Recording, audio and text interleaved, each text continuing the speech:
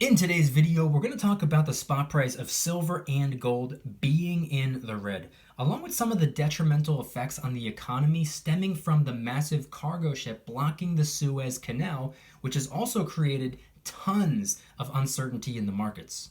What's going on, everybody? Welcome back to another video. Hope you're doing well, feeling great, and staying safe. It's a great day to have a great day. Today, I wanted to talk about the spot price of silver dropping down again to the $24 range and the Suez Canal finally being cleared. We're going to get into it, but really quick, just in case you're new, make sure to subscribe for daily videos.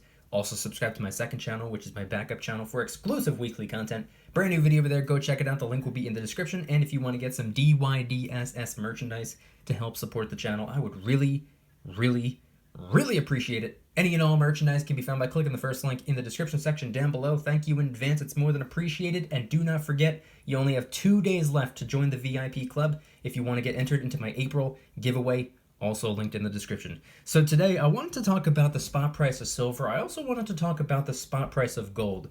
But anybody that's familiar with my channel knows that I like to talk about other realms. I like to talk about other markets. I like to talk about things that are affecting the economy in a good way and in a bad way, because I think it's important to pay attention to absolutely everything. I think it's important to study everything and just keep your eyes open and not have that tunnel vision on just one thing, because then you can miss out on a lot of other important updates. So I wanted to talk about the giant, massive ship that was stuck in the Suez Canal for the last about 5 or maybe even 6 days at this point. Some of you have probably heard of this.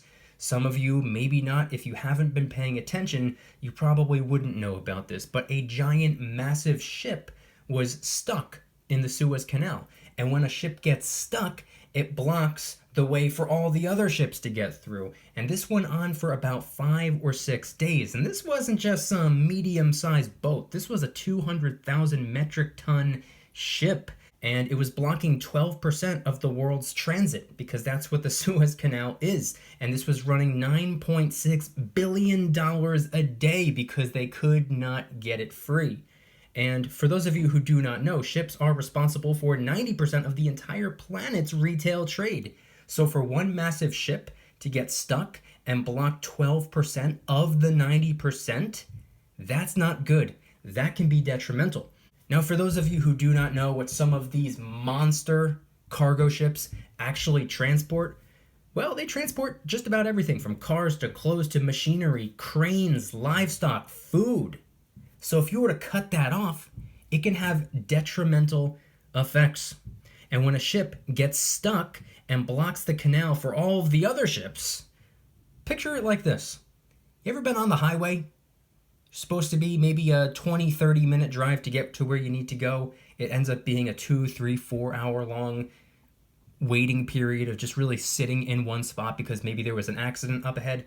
Well, that's very similar to what happened here, except instead of a car getting into an accident, it was a giant, massive cargo ship getting stuck. And instead of waiting a couple of hours, you had to wait almost a week.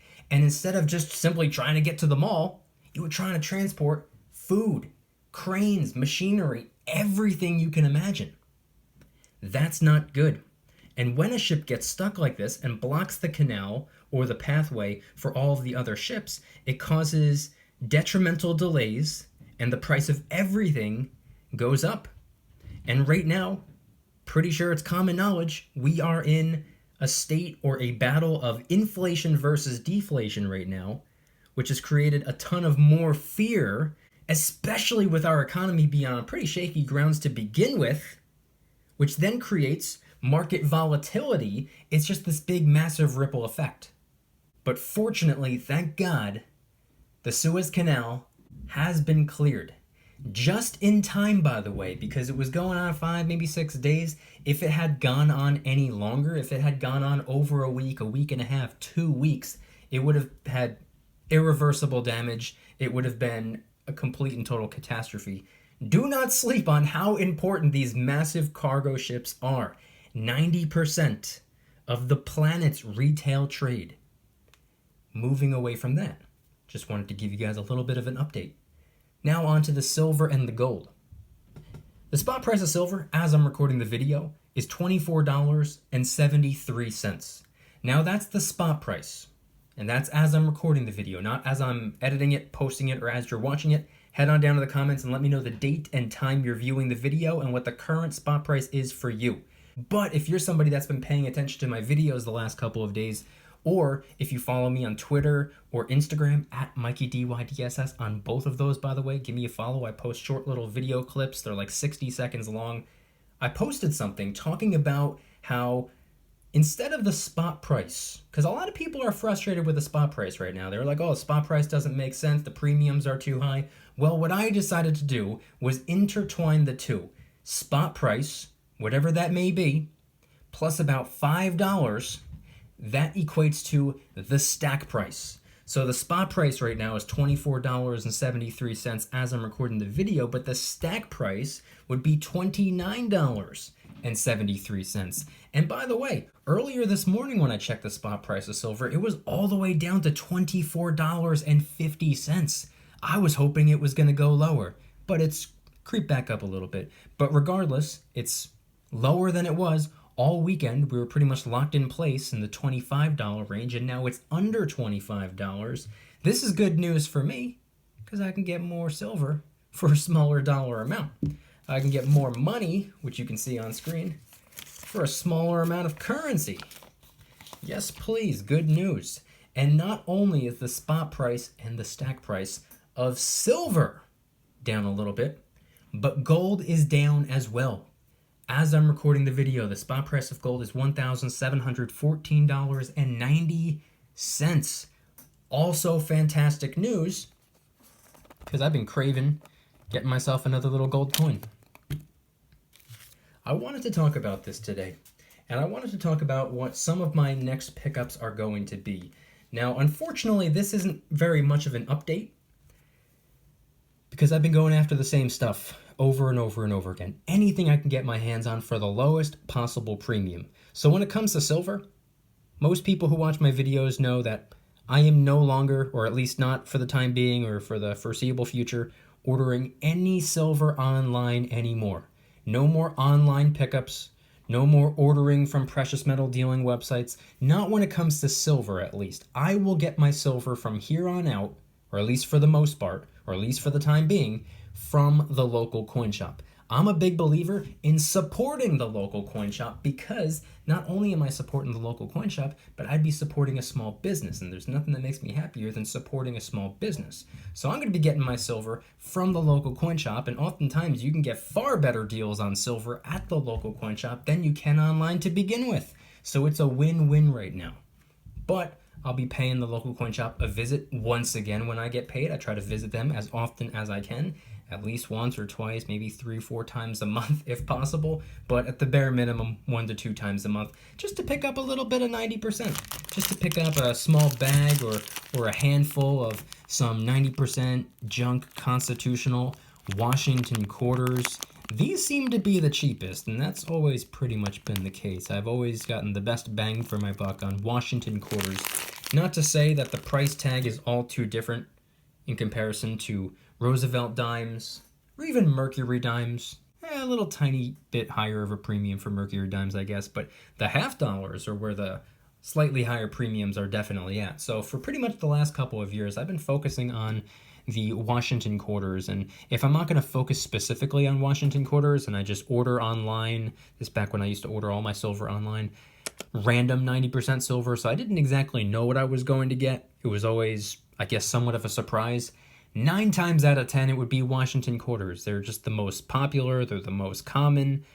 They're also, I would say, the most boring, but anybody who knows me knows that I believe boring works. I think boring oftentimes is the best, and if I can get boring silver for a lower premium than some slightly more exciting silver for a higher premium, I'm going to go with the boring stuff, because at the end of the day, guess what? Silver is silver. Whether it's boring, whether it's exciting, whether it's this, whether it's that, a coin, a round, a bar, a triangle shape, it doesn't matter to me. Silver is silver, and I'm going to go after whatever I can get my hands on for the lowest possible dollar amount. If I can do anything in my power to break down and reduce the stack price, that's what I'm going to do.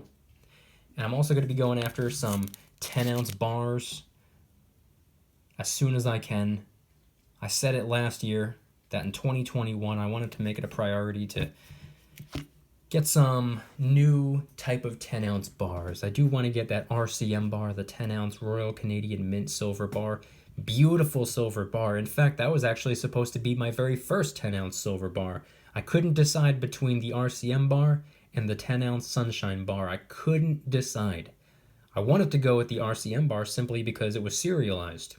I thought that was a pretty good security feature. I really appreciated and liked that, and I was really drawn to it. And then, I don't know, somehow I just got even more drawn to, or as time went by, I got more and more and more interested in the Sunshine bar. So I went with a 10-ounce Sunshine bar. This was my first one of those. And I took it outside of the plastic just so I can hold it in my hands and really appreciate the money. And it's a little by little been toning, tarnishing over time, which I'm personally a big fan of. I think toned, tarnished, discolored silver, I think it gives it character, and I just love the way it looks. That's why I took the Aztec calendar round out as well. I'm allowing this to tarnish. I want for it to get that brownish, grayish toning on it. I think it would look really good, especially on that round right there. My other pieces of silver, I'll capsulate them if they're more of a special or maybe a collectible coin. For example, the Kraken right here. This is staying in the capsule. This is not coming out. So I wanted to talk a little bit about that. But I also wanted to talk about gold as well, because right here I have a little tube, and inside this tube I have one of each of the gold coins that I have. I put one of each type in an airtight capsule, and I keep it in this tube. And these are just the ones that I leave on display. My other ones are in those little plastic flips held together with a rubber band, locked up, tucked away in the safe, and I just leave them in there. But as for these, I'll capsulate one of each because I've been working on that international troy ounce of gold. And my plan is to continue working on that international troy ounce of gold. My plan is to get myself another couple 10th ounce gold coins. As we can see, I have a few. 2, 4, 6. This one right here doesn't count because that's a quarter ouncer. But I have 6 little 1/10 ounce gold coins, which means I'm 60% complete when it comes to the international troy ounce. 10 different 10th ounce gold coins from 10 different countries. I'm only going to be getting 1 or 2 more. I know I have 4 more to get, but right now, even though it's a fun little project to work on, it's not the priority. The priority for me is getting as much gold as I can, so I'm actually not even going to be worrying about the 10th ouncers too much.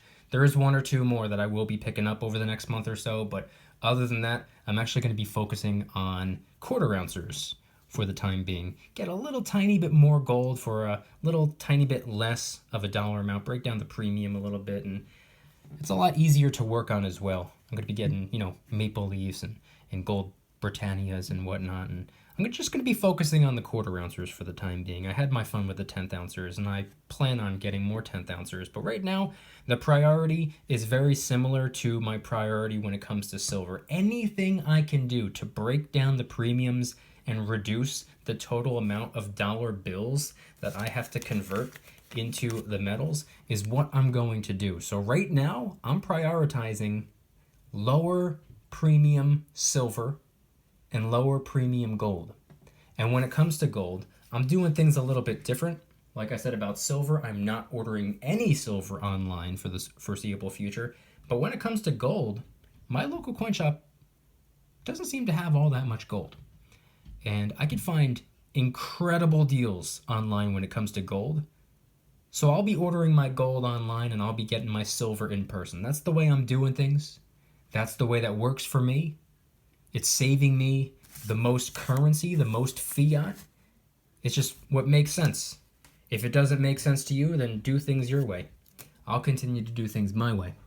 But I want you guys to head on down to the comments and let me know anything and everything related to today's video topic. When it comes to the spot price of silver being in the red, when it comes to the spot price of gold being in the red, do you hope it keeps going lower? Because I can say for myself, as I've been saying for the last 3.25 years, I love the red days. The lower the better. I'm still in acquisition mode. I am not done stacking. Therefore, I want the spot price or the stack price to be as low as humanly possible so I can get as much silver as I possibly can. Why pay more?